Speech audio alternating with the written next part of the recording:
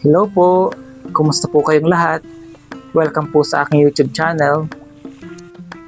Alam niyo po ba na may dalawang paraan ng paglilipat tanim ng palay? Ang manual at mechanical transplanting? Alin kaya ang mas magaan sa bulsa? Mas mabilis, mas praktikal, at mas magaan sa katawan? Tara, alamin natin.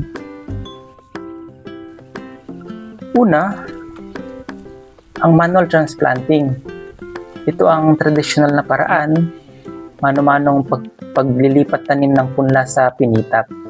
Mas kontrolado ang tanim, mas mura ang kagamitan, pero mas magastos sa labor.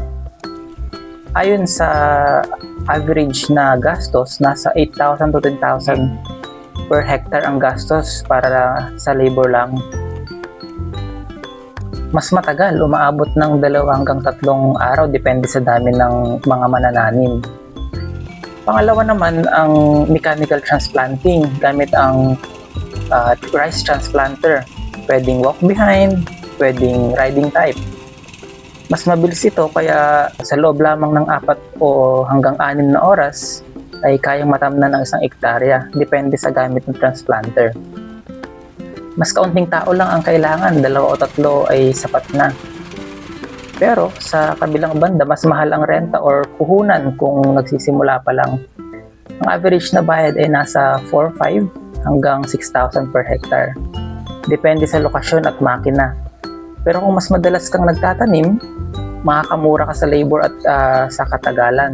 Kaya kung titingnan natin, kung maliit lang ang area mo or yung taniman mo, sapat na yung manual transplanting or mga tao ang magtatanim.